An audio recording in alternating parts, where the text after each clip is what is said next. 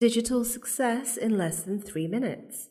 I'm Joanna Wootten. I'm a consultant and I advise organisations around age and disability as a business issue, particularly consumers and employees. I was born deaf and how this impacts on me that I can't hear on the telephone, and I also struggle to follow large meetings because I got like a Wimbledon match and I always miss what people are saying, but also not everybody speaks clearly and often people have strong accents and I'm not familiar with how they're talking. I use speech-to-text reporting primarily that provides me with the equivalent of live subtitling for meetings and telephone calls and telephone conferences. I do use mainstream technology a bit differently. For instance, I use an iPhone and iPad.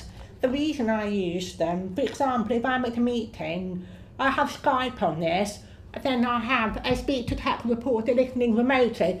They quite often seem to be based in Ireland, but they can be based in America or whatever. It depends what time I'm meeting is and the time zone.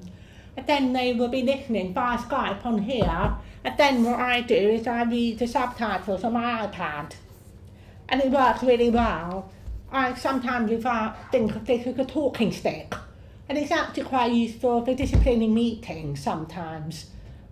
So that's probably how people wouldn't think of using tablets and phone in that way. The other thing I do use, I'm a big fan of things like Skype, FaceTime and so on, because then I can see people.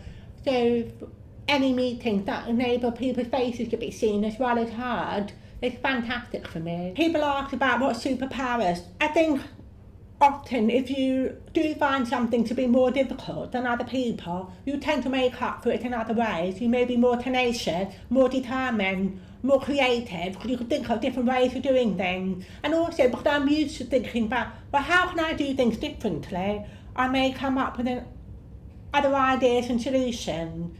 Also, I can lip read, but I don't bother to do things like lip reading the royal wedding. Although technology is fantastic, it doesn't solve all the solutions, it doesn't solve every issue that you have.